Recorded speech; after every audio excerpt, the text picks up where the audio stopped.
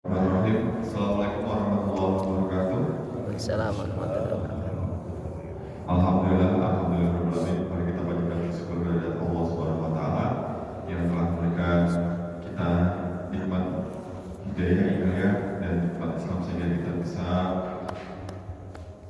semangat untuk bisa melaksanakan sholat subuh berjamaah di pagi hari ini, dan mari kita panjatkan sholawat kepada juga bersama Muhammad SAW yang menjadi suri teladan kita hingga akhir hayat nanti, menuju untuk bisa melanjutkan pembacaan hadis Riyadhus Shalihin selanjutnya, yaitu bab ke-357, yaitu bab larangan mengacukan senjata atau sejenisnya kepada seorang muslim baik serius maupun bercanda, dan larangan memberikan dan menerima pedang dalam keadaan tergerus. Hadis 1792 dari Abu Hurairah dari Rasulullah SAW bersabda, janganlah seseorang di antara kalian mengacukan senjata kepada saudaranya, karena dia tidak tahu, bisa jadi setan menggerakkan tangannya sehingga dia terjatuh ke dalam kubangan neraka. Muttafaq alaih. Dalam riwayat Muslim, Abu Al-Qasim bersabda, barang siapa mengacukan senjata kepada saudaranya, maka sesungguhnya para malaikat melaknatnya sehingga dia melemparkannya atau meletakkannya, sekalipun dia saudaranya seayah dan seibu.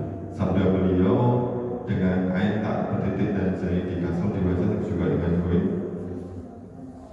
bertitik dan zaid di fathah, maka keduanya berdekatan maknanya. Dengan ain adalah melemparkan, sedangkan dengan jim juga berarti melemparkan dan merusak.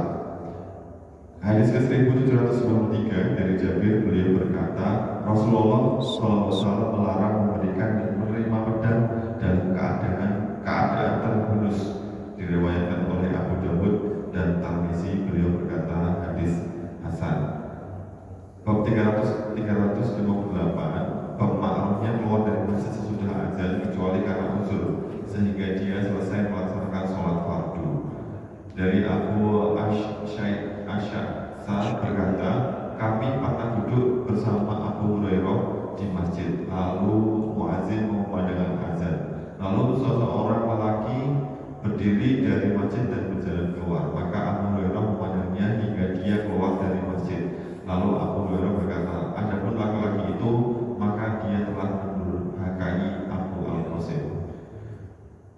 Bab 359 tentang haramnya menolak pemberian wewangian tanpa alasan. Dari Abu Hurairah, beliau berkata, Rasulullah bersabda, barang siapa ditawari wewangian, maka janganlah dia menolaknya, karena wewangian ringan dibawa dan harum aromanya.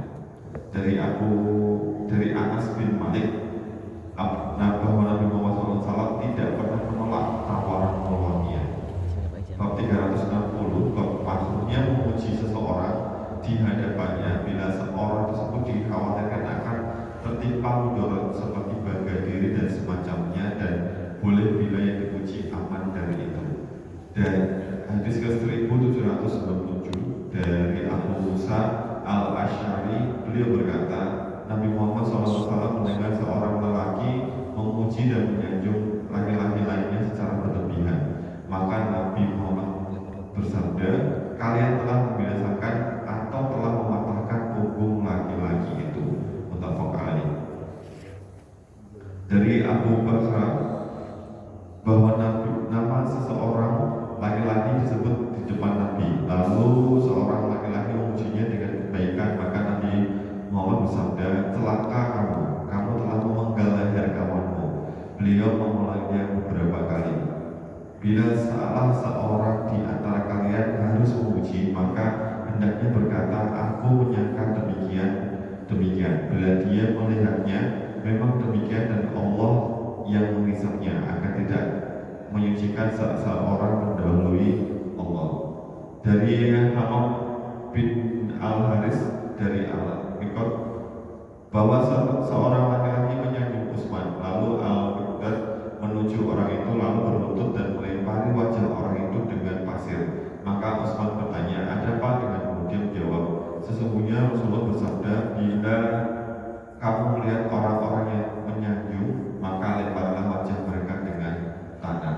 Ini adalah hadis hadis-hadis larangan, sedangkan hadis-hadis yang memperbolehkan juga banyak. Para ulama mengatakan bahwa cara menggabungkan hadis tersebut adalah dengan mengatakan bahwa bila yang disanjung memiliki keimanan dan keyakinan yang sempurna, jiwanya terlatih, ilmu yang sempurna di mana dia tidak tergoda dan tidak menjadi sombong karenanya, serta tidak dipermainkan oleh jiwa-jiwanya, maka memujinya tidak haram dan tidak makruh. Tetapi bila sebagian dari perkara ini dikhawatirkan, maka memujinya di depannya sangat makruh. Dengan perincian ini, maka hadis-hadis yang petunjuknya berbeda-beda bisa disinkronkan. Di antara hadis yang menunjukkan boleh menyanjung adalah sabda Nabi Muhammad kepada Abu Bakar, saya berharap kau termasuk dari mereka, yakni termasuk orang-orang yang dipanggil dari seluruh pintu surga untuk memasukinya. Dalam hadis lain, yaitu kamu bukan termasuk mereka, yakni bukan termasuk orang-orang yang memanjangkan kain sarungnya melebihi mata kakinya karena sombong. Demikian juga Nabi Muhammad bersabda kepada umat, tidaklah setan melihatmu mengambil satu jalan kecuali dia mengambil jalan lain yang bukan jalanmu. Hadis-hadis yang membolehkan berjumlah banyak, sebagian darinya telah saya sebutkan dalam kitab Al-Azkar. Demikian pembacaan hadis pada pagi hari ini. Mohon maaf jika ada kesalahan. Assalamualaikum warahmatullahi wabarakatuh.